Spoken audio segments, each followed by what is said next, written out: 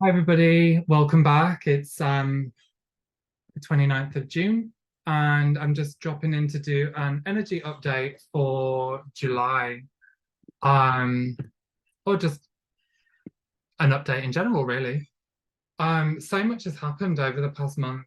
Obviously I've been traveling for most of June and really kind of going in for it with the grid work. We head over to DC this past few weeks um, and did a big cleanup in Washington, DC. Um, so I've got quite a lot to talk about, unlike last month where it was very limited. I was rushed off my feet. Um, so it was very full on. So just a few things before we get into it. There is the Self-Care Monday, followed by group grid discussion coming up on Monday, the 3rd of July, starting at 6 p.m. UK time and then going into 7 p.m. UK time, where we'll dive into a discussion on the grids and kind of identify where we want to go in and take a look at next, really. Um, There will be an event that I'll be doing probably the third week of July. Not sure what that is just yet. It could be something to do with the Temple of Divine Union, but it also could be something to the opening and pre-preparation for Lionsgate as well. It feels like it's going to be pre-preparation for Lionsgate at the moment, but I'm not entirely sure. I've literally been back for a week, not even a week. I got back on the 24th into London, and then I had to get a train up north. So it was I was literally traveling for about 24 hours that day. So yeah, it was quite the journey to say the least. And then we're also going to be doing a group grid session. Think on the third Thursday of this month to come. So that should be good fun. It will be exciting. And just a couple of other things as well. I have reduced my hours taking on clients because I've just been so exhausted as well. And I've gone through such massive change within myself where I'm taking on a lot of energy and it's taking a lot more time to actually move out of it afterwards, which is interesting because it's like I'm stepping up and developing where I'm feeling like I'm needing to kind of come back and kind of wind it down a little bit and just really kind of take care of my body, not go as 1,000 miles per hour like I normally would. Um, so yeah, so that's kind of happening at the moment. So I'm only now working Monday to Thursday with clients. So if you are looking to get a session, it will be on those days. I'm really trying to hold a strong boundary with myself here and honor the time that I need to kind of reflect and be calm and kind of take care of myself in the process as well. So this seems to be like a big theme coming in through well, it's been an ongoing theme really, but for me, it's really kind of ramped up post solstice. And even prior to it was like I was kind of being guided, like you need to kind of slow down and just take more time to kind of settle and integrate rather than running 1,000 miles per hour, as I've said. Which is actually it's been really lovely. I'm not going to lie. I didn't realize how much I was craving it until I actually did, and especially with the trip to abroad before I went to DC. Um, the trip abroad before I went to DC was so magical. It was just perfect. It was exactly what I needed because I hadn't had a proper holiday getaway for about 5 years. Not a proper one, not one that wasn't revolving around grid work or, so that was really good. And I feel like I'm going to be doing more of that. Um, honoring the body and actually honoring the relaxation, because you become so much more connected as you come into this space when you're stepping out of all the chaos and the energetic soup that we kind of swim in on a day-to-day basis. So to find that in such strong resonance has been a real gift.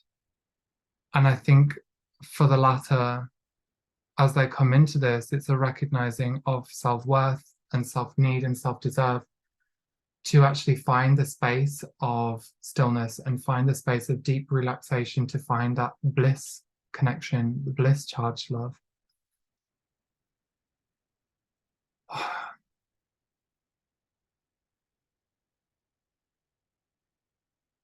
Rather than being stuck in chaos and kind of amplified craziness, to say the least.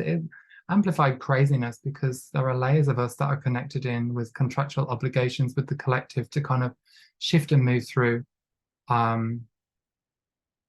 lot of their energy too. So we take on a lot from the collective to kind of work through. But in actual fact, we don't really need to do that. We don't really need to be kind of taking on everyone else's stuff when they've got to work it out themselves. And this has been a real wonderful kind of gift to be brought to the awareness that you can go ahead and dissolve those contracts. For ones who are ultra sensitive, you can release those out and then become much more free within yourself, not be affected by energy as much. So yeah, these are just some little pitter-patter points to kind of take into consideration, where you can kind of free yourself up a little bit from obligation and feeling pressured to do, pressure to feel. Any time that we're kind of like feeling a strong pressure that doesn't feel comfortable or forceful or coercive, we know that it's not in alignment to your highest good, your highest trajectory, your highest light. You can go ahead and dissolve those contracts, guys. It is not where you need to be.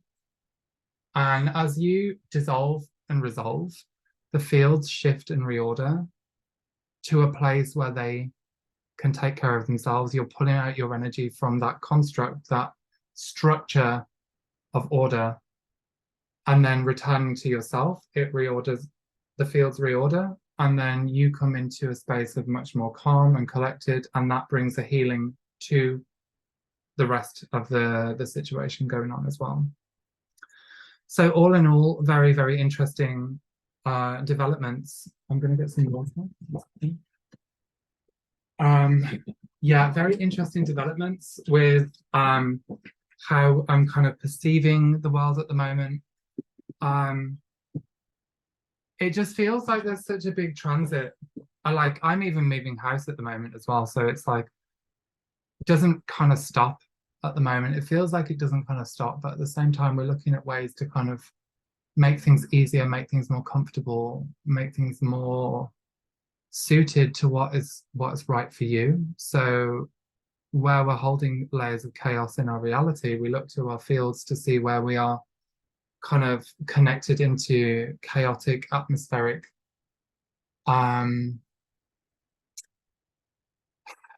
storm clouds of energy within us, to be able to move freely out of that and be within the storm, but be peaceful within it at the same time, which is, again, really, really lovely to kind of witness and observe. Now, one of the major things I've been noticing since and before I've gone away, but also after when I've come back, is I'm noticing in the different communities, people are raising more and more topics about the Anunnaki, raising more topics about the control structures and how the awareness has been kind of expanded, opened, and developed. But really, to kind of understand this, what does it mean when we get these kind of layers of awareness coming up? It's showing us something that it's time to review. what are we, sorry, start again. What are we reviewing exactly?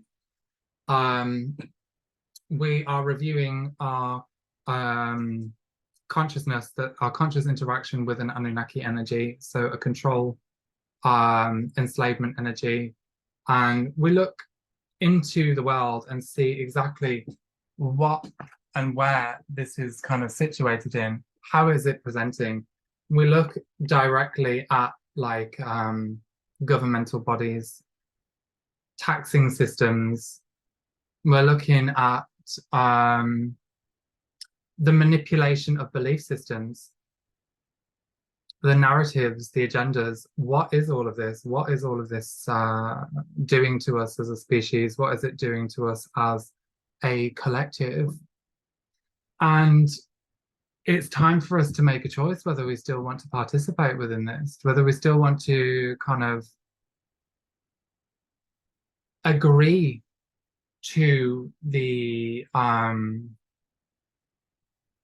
agendas that are being pushed. So as we kind of work our way through and understand this through discussion, through talking, integration, looking at people on YouTube talking about these kind of things, but more dominantly what I'm noticing is that it's coming up in social circles, or at least group chats, things that I'm kind of like aware of. And how do we kind of navigate out of that? So fundamentally, when we kind of identify, look, and understand this, it runs as a contractual obligation that we are to participate, layers of our energy, layers of our consciousness, within this narrative, within this storyline, within this enslavement program. And we can take the chance and the opportunity here, as we review collectively, to understand the narrative, to understand the storyline, to understand what it is they are about, what it is they're talking about, and how it kind of came to be, how it came to be implemented. We can then decide to release, revoke, rescind all oaths, vows, agreements, contracts, covenants tied to the Anunnaki, tied to any programs of enslavement, tied to any programs of control, coercion, manipulation, and servitude.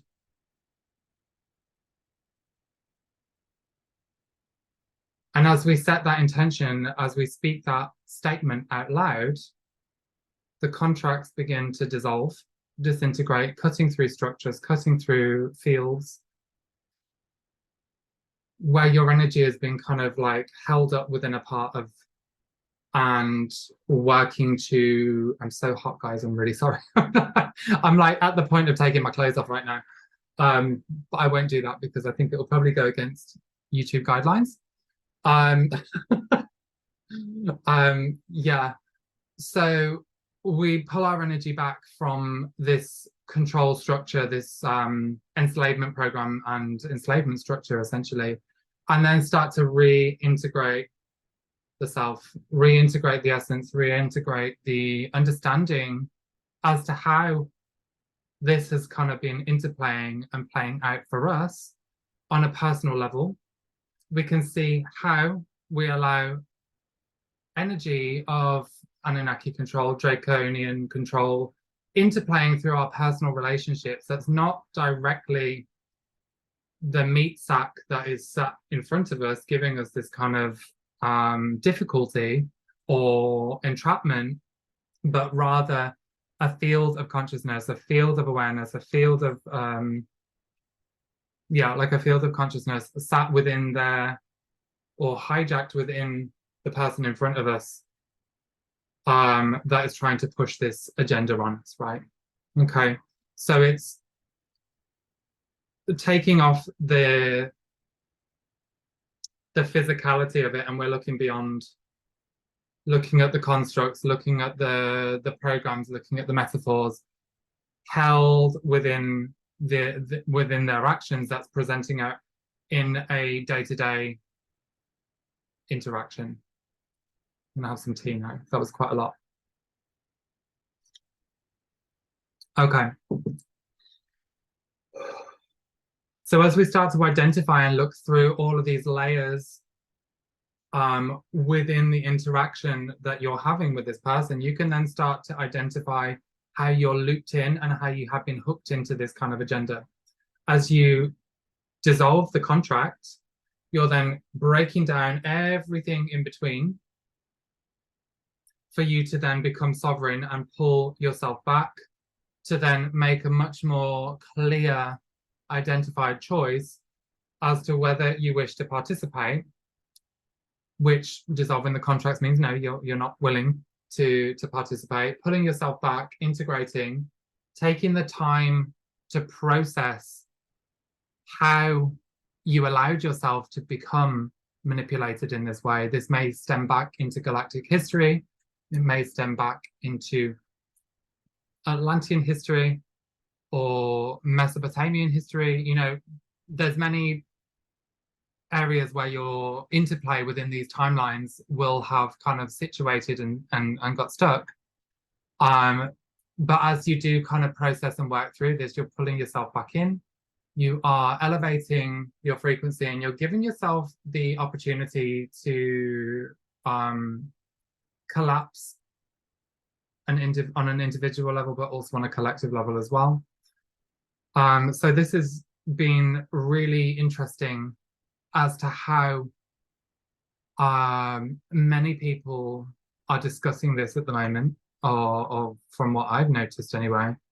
And obviously it's the now time for another review of liberation, of freedom, and looking at the benefits that will come to you within that.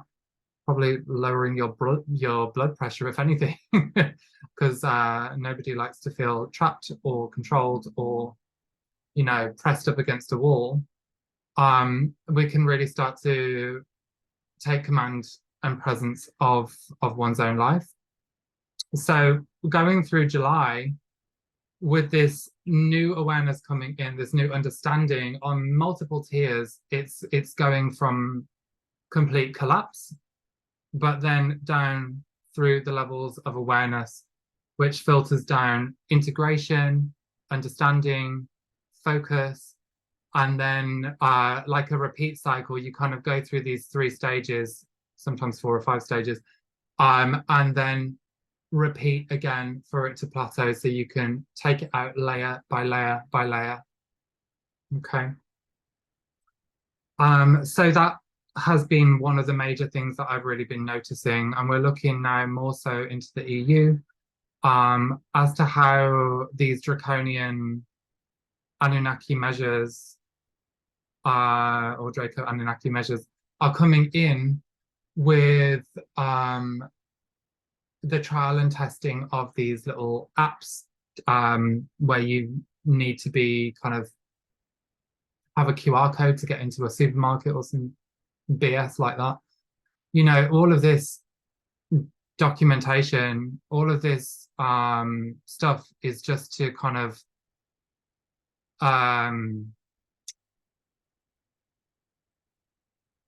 they're giving me the analogy of like putting what's it called, the, you know, with the sheepdog that trains the sheep to go into the fence. I know that's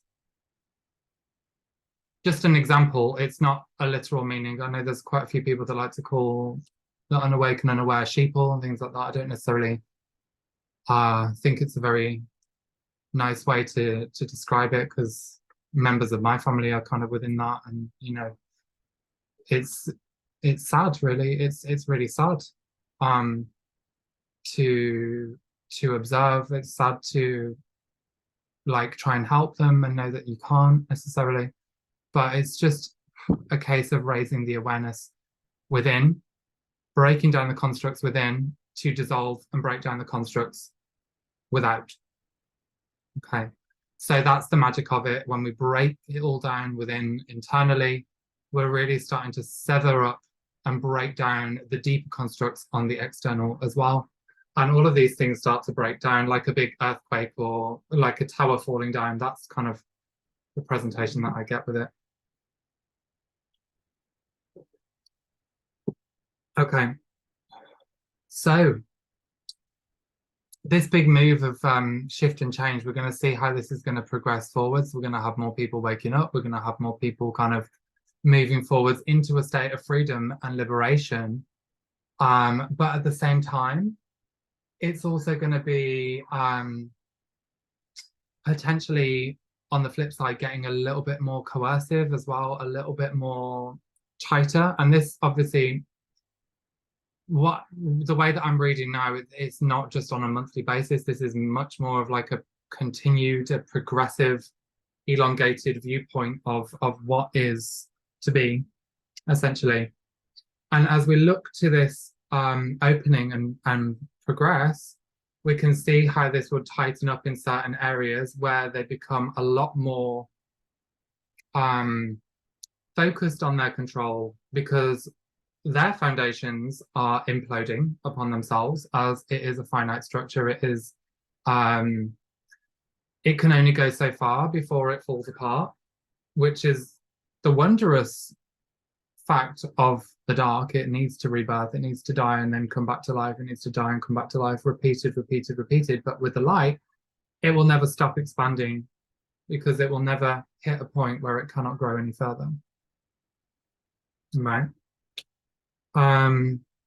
So yeah, that's a real wondrous a wondrous concept, a wondrous understanding for this sunny day, to know that the light will never stop expanding, and there is always a finish line or an end point for the dark where it cannot sustain any further.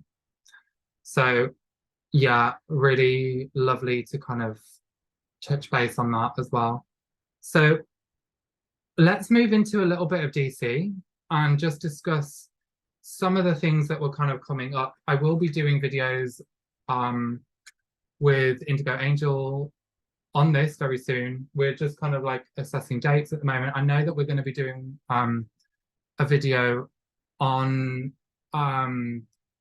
Typical Skeptics podcast, I believe, which I'll leave the links below, I guess. That's not going to be until the 11th though, so yeah, that's going to happen, and it'll be a lot of fun.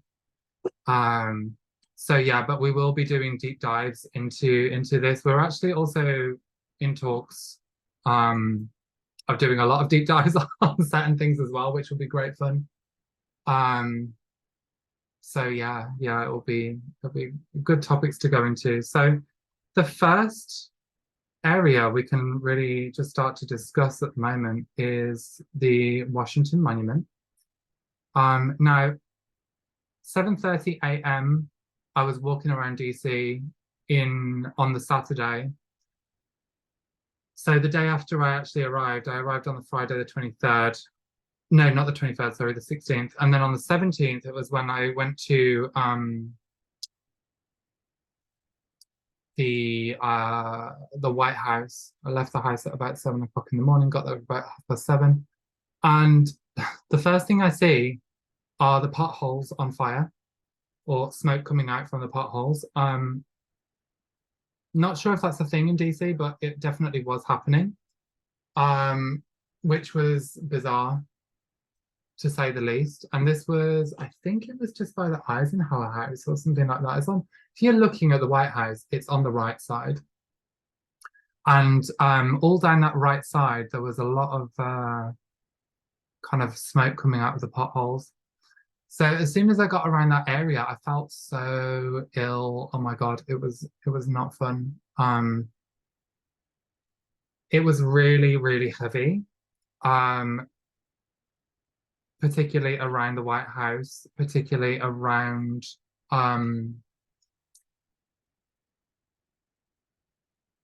the whole Lafayette Square, going all the way down towards the Washington Monument. It just did not feel good, guys. It really didn't. What I felt into that space was layers of frequency fencing and frequency scrambling. That didn't just run across the White House area, but also across like the majority of DC, to be honest. so as I was kind of like working my way around and trying to kind of gather some intel, gather some scope as to what was going on, I got down to the Washington Monument, which is situated right at the bottom of the lawn and across a couple of roads. And it was there, everything ramped up so much more, and I felt so sick. I was like, I couldn't even like think straight. Um, and yeah, it was just really heavy, really painful. The feeling that I was getting was that I was unable to kind of break out of frustration, anger, and irritation. Um, and whilst I was kind of working through it and moving through, I was noticing above the tower as I was looking, I could see this big black cloud of tentacles amassing just above the directly above the point of the sorry, they're just showing me a couple of things now. Above the point of the Washington Monument. So that thing, that conglomerate or congestion of tentacle metal smoke was being emitted over the DC area, over the downtown area, really locking in a kind of mindset and mentality of aggression, of self-serving attitudes, of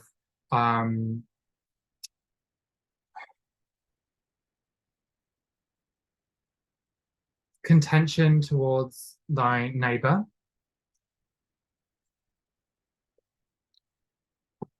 It was interesting because the more I kind of moved through it, and even coming out of it, I was able to kind of go into it more deeply when I got out of the city.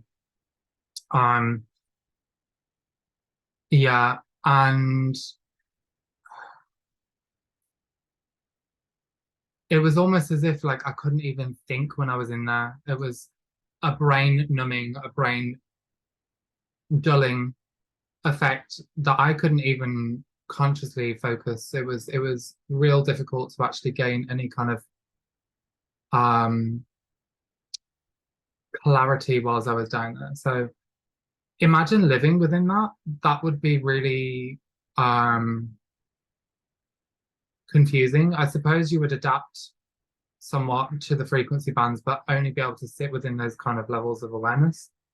But for me, as more of a extrasensory, it was tough to get in to really open up the fields and to kind of gain clarity within the space.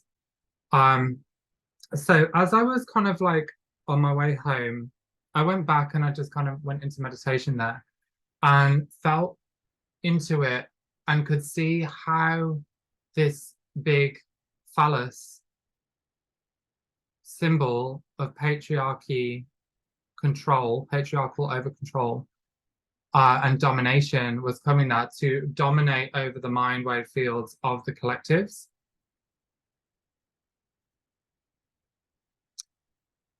And within that, it was preventing the ability to gain full scope awareness of empathy, of compassion, of bliss.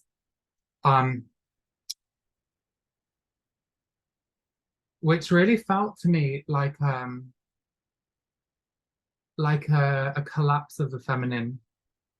So as I was observing the tower in meditation, what I could see were these two goddesses coming in, standing either side. And they actually came in whilst I was there at the monument as well. So I could see them kind of holographically standing either side, but then it opened up a lot further when I went into meditation. And I could see them pour from this big chalice, like the nectar of the gods, nectar of the goddess, into the top of the tower, the monument.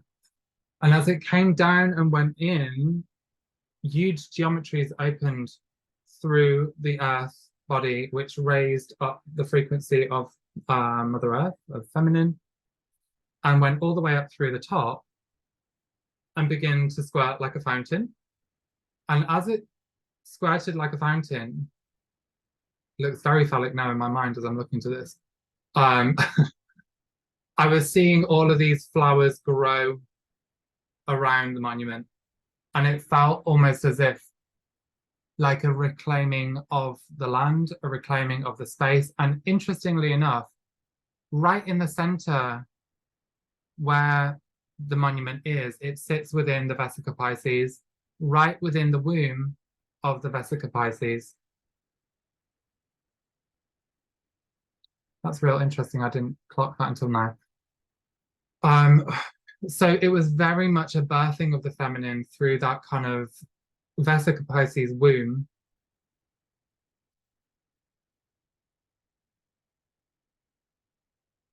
And rising up the consciousness of the feminine. Now, as that rose, I saw it connect into the grids, into this black mass with tentacles and metal and what have you, electrical impulse, and work a dissolution of that blockage, of that heaviness, which then spun across through the grids and expanded outwards. And then I saw it go global. I looked at the map from above, like a bird's eye view, and I could see how it extended out like a wave of consciousness through the US.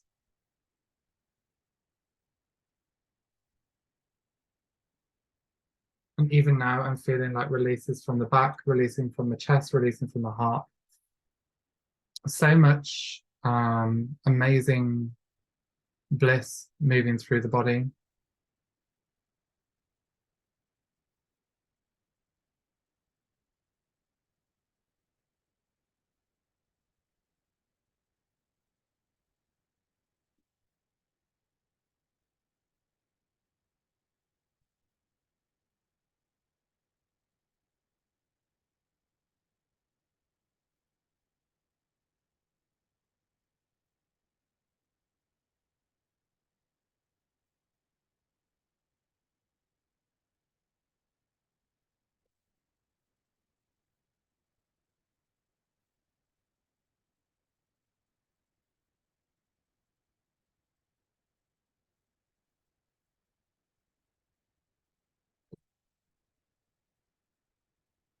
And then on top of that, as the cloud smokes disappeared, what I also saw was the dragon body appear above it, which there seems to be quite a running theme at the moment for me, which is as I go on these grid trips, I'm always seeing dragons above certain structures, above certain places, and they're coming to have healing done. Now, as I kind of tune into it, it feels like fragments of the Tiamat body. It feels like a rebuilding and rebirthing of the dragon, of the Tiamat, and a whole, like a holistic healing of the souls where they get entrapped within this kind of densities and consciousness. So yeah, so that was the Washington Monument.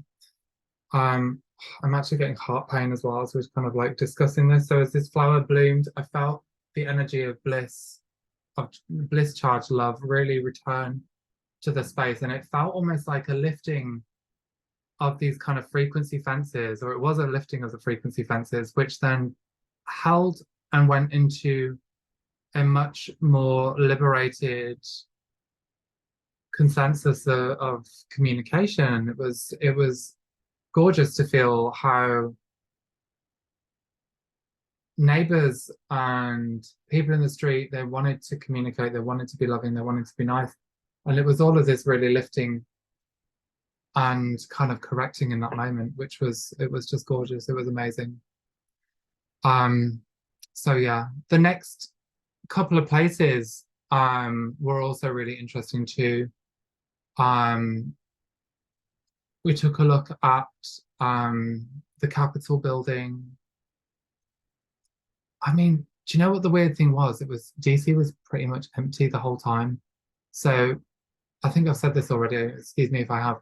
But yeah, the whole place was like empty the whole time. Restaurants on a Saturday night had maybe 4 or 5 people in them. Downtown. It was really insane how there was pretty much nobody there apart from some tourists.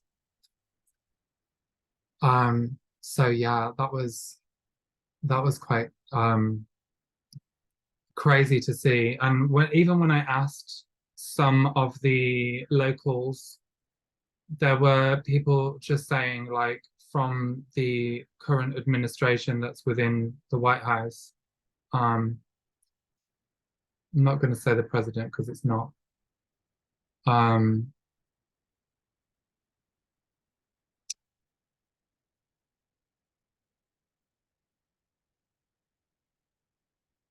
People were evacuating and leaving. Administration was leaving as well. They weren't necessarily within the buildings. It was just bizarre. And a capital city, you expect it to be like heaving all the time. If it's like London, then you can't breathe. There's people there all the time. But there was no one. So moving on, we actually got inside the Capitol when we were there. There were a couple of spaces that we went and did like a pre-scout, a pre-work on. I think it was on the Monday. Energy was really bubbling up there. It was like getting a lot more action towards the solstice, and the Senate building was really key, or like the Capitol building was really key. Actually, that place was pretty busy for about 2 hours, and then after that, it wasn't. It was really dead again. So I'm just trying to get my mind together with this. Ja, ma ataboria so otia korashnasia, na hieres ni etapinya, ma hia na au yo pora ashun yapta yo tora asen yapta yo ma yo o.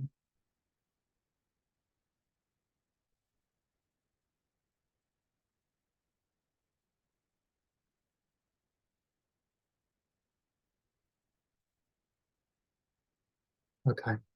So within the Senate or within the Capitol, the majority of the things that were coming forward were all kind of Aquilan related, very militant, and with running a hell of a lot of seals through the structure.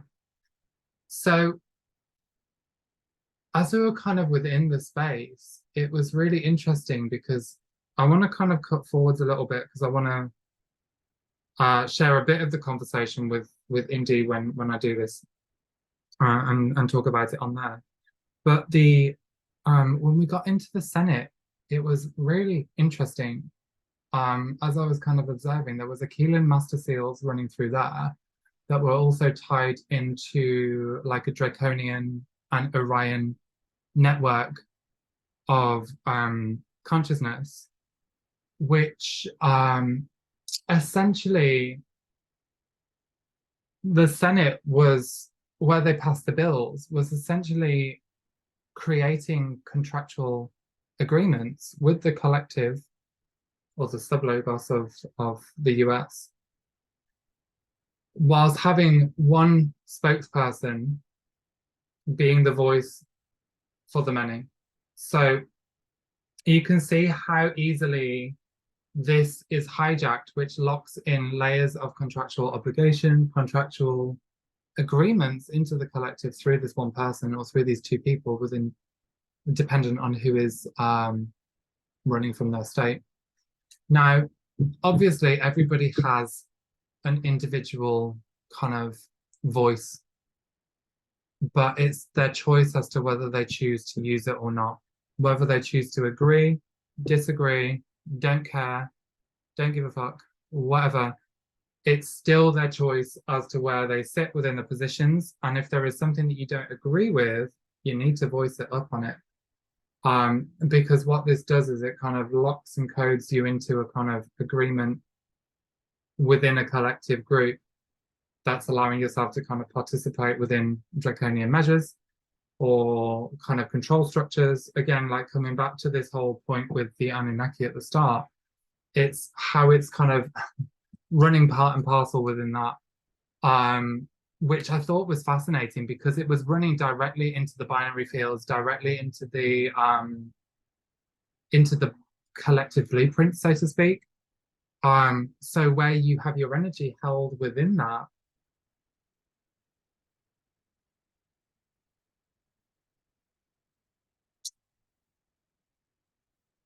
you can choose to pull it back and you can choose to redirect, reaffirm as to where you want to go, where you want to participate with, and what you want to play in, rather than allowing somebody else to decide that for you. So if anything, like this whole trip has been so strong with breaking down these kind of control infrastructures and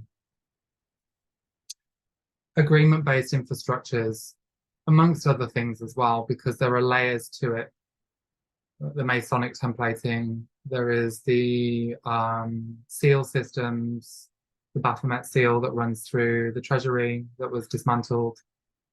You know, many of these different things that kind of are put into place that really lock it all down and anchor it in. But it's when you kind of go to review this space, identify whether you wish to continue this contractual obligation, whether you wish to participate within this collective energy, or whether you want to become sovereign, then you disconnect, dissolve the contracts, and then pull yourself back. But also release your energy from these structures, and however far back that may be, call it back, reintegrate, update all through all fields, and seal forward now. Then you can kind of come back into a state of kind of sovereignty. So yeah, so basically that's what I'm going to say for today, because there's a lot more that I've got to say that I just need a bit more time to kind of unravel. July is going to be fabulous. I feel already really great. And we're also going to be moving in towards the Lionsgate period around the 26th, which is even better because I know that I've been waiting for a whole year for this. It's my favorite time of the year, 26th to about the 12th, sometimes a bit later, of pure expansion and completion in so many levels. So yeah, it's the perfect time, really. And I'm gonna drop back in with some more updates when I can. I'm attempting to kind of pull my finger out and get more videos uploaded, and you know, there's a whole lot that's going on at the moment that we're trying to kind of achieve and get together, and really just go for, really. So yeah, but I will leave you with that, and we'll just run a short update to your fields now. So if you want to just go ahead and take a deep breath in, connecting to the rose and the aquamarine tone, rose in pink magenta in the center, aquamarine spreading through the horizontal, and a pillar of crystal light, crystal iridescent light running down through the vertical, bringing the alignments of the soul structure back through to integration, soul retrieval from the grids from DC,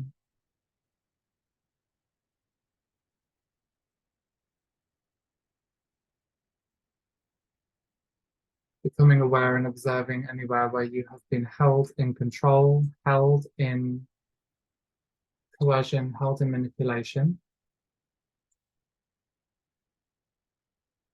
and repeating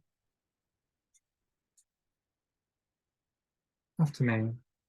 I release, revoke, and rescind any and all oaths, vows, agreements, contracts, and covenants tied to the Anunnaki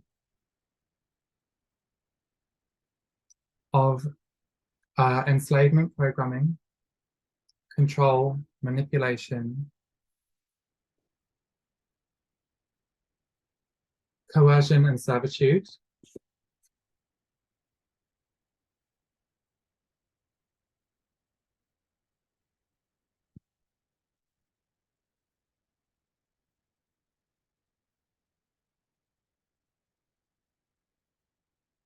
just feel your essence and presence coming back in as we reclaim, building back in through the back of the heart.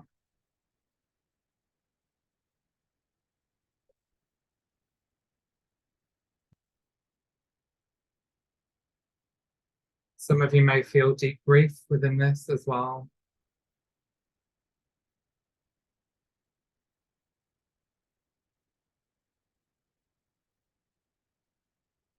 And we're just going to send out that aquamarine ray with a crystal iridescent light to wash through the DNA, opening and recoding the DNA,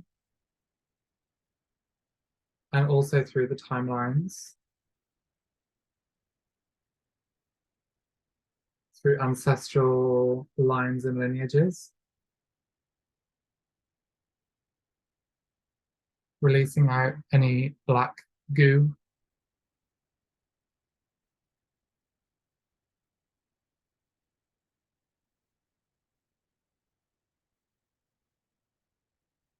Some of you may feel deep heart pain as well.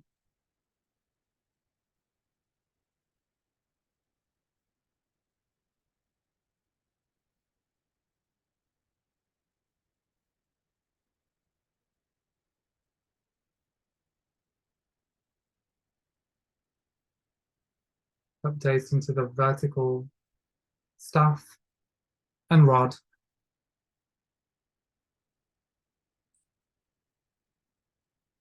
Connecting through central point, through the rose. Regaining life force. Exhaustion release.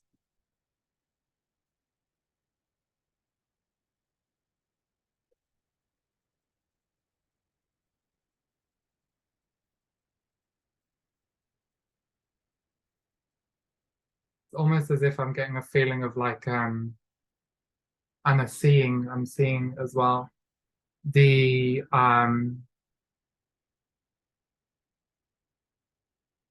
like an old man with the stuff gaining his youth back. It's the fountain of youth, I would say, coming back and rejuvenating the body.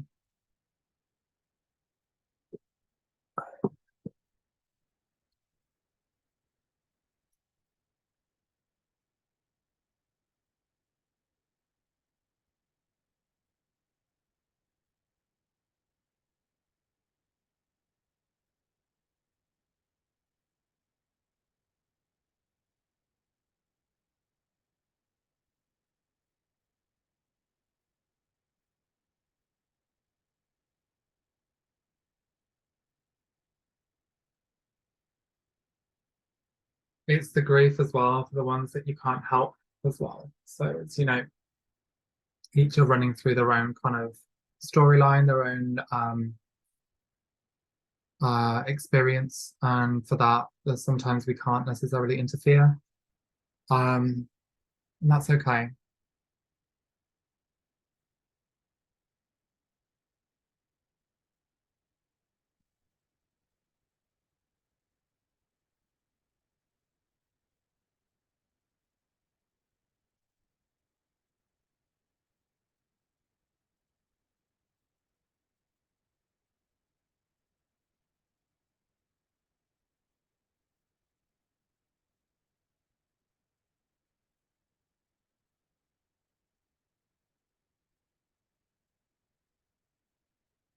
Just allowing to let that go. Loosening through the hips, loosening through the spine, opening through the chakras.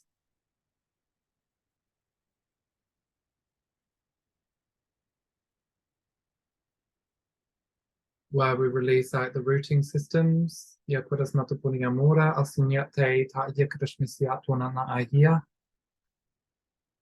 Expansion through the blueprints, opening through the flower of life, and bringing in the source light fields to open and pour into the blueprints, into the flower of life, cleansing, purifying, opening, releasing density locks and seal systems,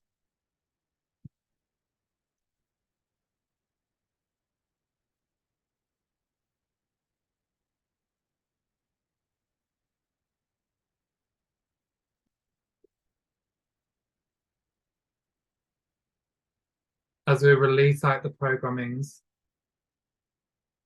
that you are unable to move beyond, or you don't believe in yourself, or you don't think you've got the capacity to actually hold sovereignty in your field or freedom. This is simply a control structure, a control field that is kind of battering the emotions and the mind. So we can identify this entity field and just lift to release, cleanse in the sunlight.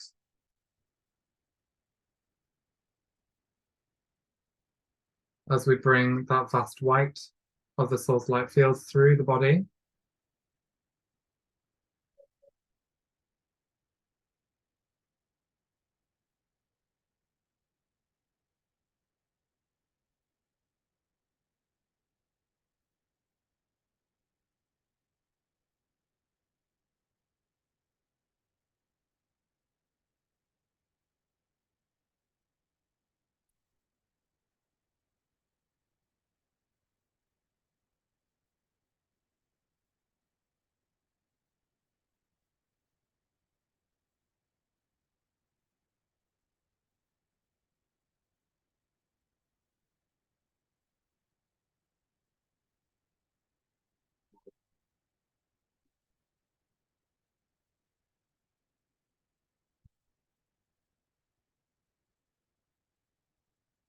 Updating through the blueprints, updating through all fields, updating through all localized grids. Then I move now to seal forward, updating through all levels, all layers of light, updating through all bodies, updating through and sealing forward through the breath of the divine I am presence.